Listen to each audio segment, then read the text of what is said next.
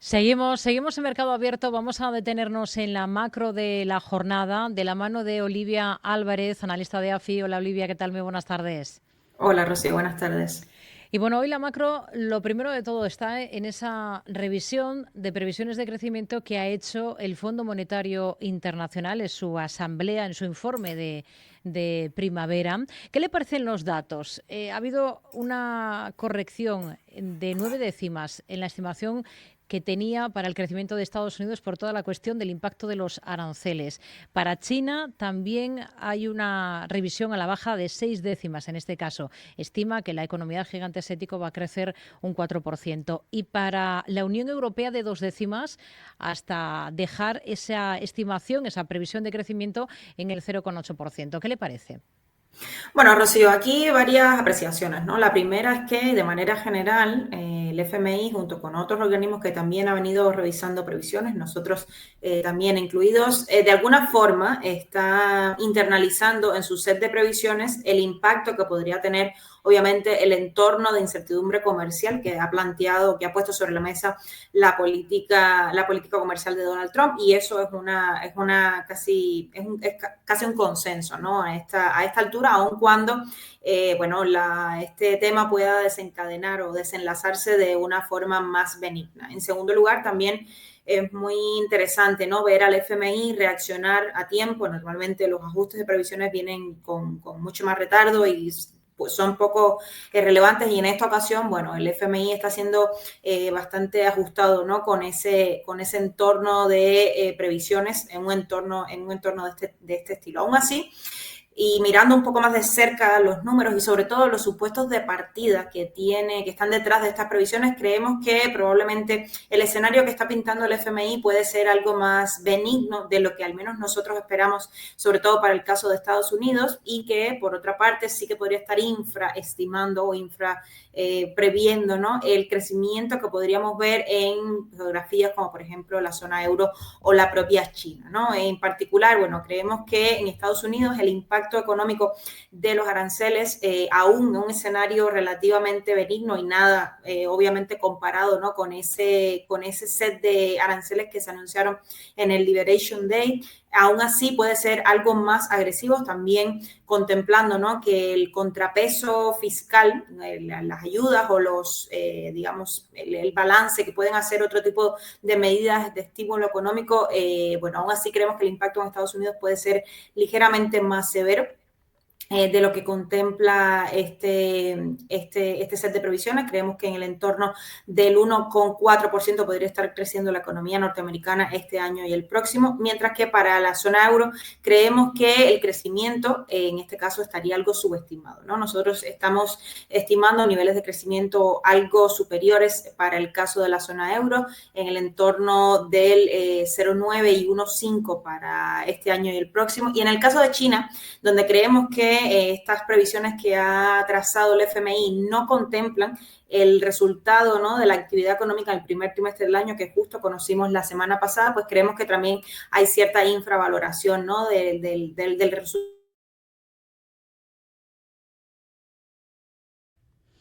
Bueno, parece que hemos perdido esa conexión con Olivia Álvarez, analista de AFI, justo cuando nos estaba. Ahora sí que creo que nos escucha, ¿verdad, Olivia?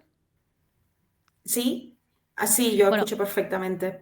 Bueno, Vale. nos ha hablado de esa valoración, ¿no?, de esas previsiones del Fondo Monetario Internacional. Estamos muy pendientes últimamente de la evolución del dólar, del billete verde estadounidense. ¿En qué niveles cuentan ustedes con llegar a ver al billete verde de Estados Unidos frente al euro? Mientras hemos visto que con respecto al yen, por ejemplo, el dólar ha caído hasta su menor nivel desde septiembre pasado, y con respecto a la libra esterlina está en máximos de 3 años frente al dólar.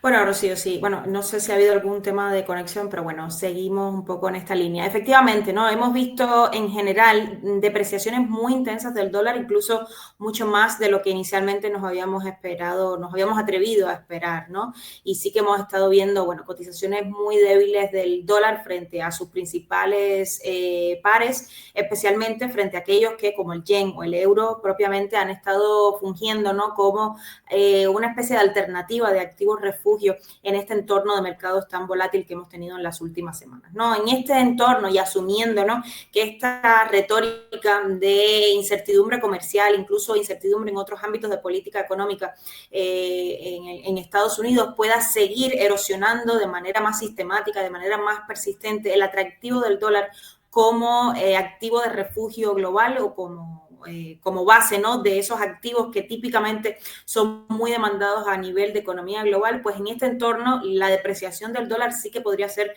bastante más intensa, incluso podríamos en un entorno bastante más complejo comenzar a hablar, ¿no?, de un proceso de desdolarización algo más intensa de los mercados financieros a medio plazo, ¿no?, en caso de que este tema se agravase mucho más, ¿no? Y en este entorno pues estamos pensando en niveles para el eurodólar, por ejemplo, al término de este año en niveles de 1,18, 1,20, por ejemplo, un entorno algo más complejo, o niveles del yen en 130, 135, incluso de la libra esterlina en niveles de 138, 140 dólares, ¿no?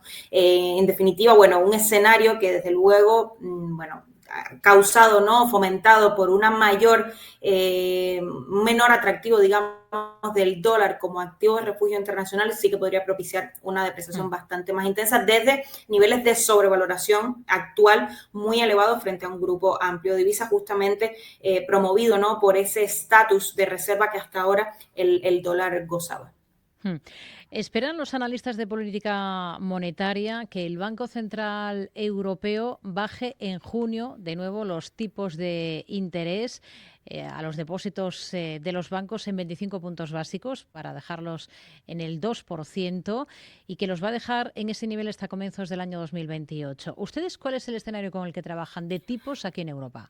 Sí, bueno, hasta hace muy poco compartíamos esa visión, ¿no? Niveles de llegada en torno al 2%, un escenario de convergencia de la inflación bastante exitoso en el caso de la zona euro. A raíz, ¿no?, de los últimos eventos y en el entorno de incertidumbre comercial que de vuelta obviamente también afecta al resto de economías, no solo a Estados Unidos, creemos que Europa tendrá un escenario algo más propenso para incluso una bajada más de los tipos de interés o mayor acomodación, digamos, de la política monetaria. Ahora mismo estamos trabajando con un escenario de niveles de llegadas del 1,75 en el caso de la facilidad de depósito y también creemos que el entorno o la dinámica de convergencia de la inflación, de moderación de la inflación en el caso de la zona euro, pues también permitirá esta relajación de los tipos de interés a niveles de 1,75%. Bueno, el oro, hemos visto cómo esta jornada, aunque luego ha recortado desde esas cotas, ha superado por primera vez la barrera de los $3.500. En lo que va de año, repunta en torno a un 32%. En medio de esos ataques del presidente de Estados Unidos, que hemos visto en las últimas horas, al máximo responsable de la Fed, a Jerome Powell, al que amenaza con echar. ¿Puede hacerlo?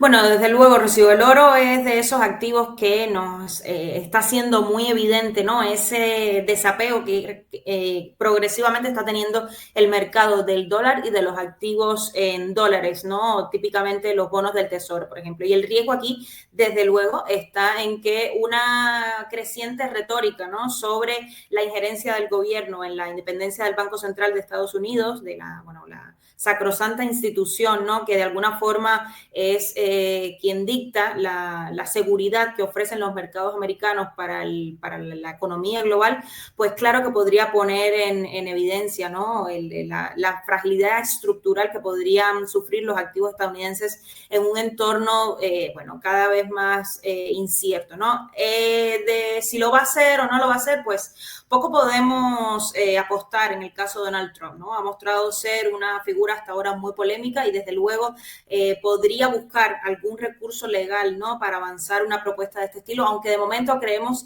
que probablemente no ocurriese, ¿no? Sobre todo porque armar un caso legal suficientemente bien justificado como para poder, por la vía legal, obviamente, avanzar, ¿no?, en esta propuesta, pues sería bastante más complejo. En cualquier caso, el tema no terminaría aquí, ¿no? Y lo que el inversor estaría mirando, aun cuando cuando no echase a Powell de manera inmediata, es cuál podría ser el reemplazo de Powell cuando llegue a fin, ¿no?, su término en mayo del próximo año, ¿no? Y cuál va a ser justamente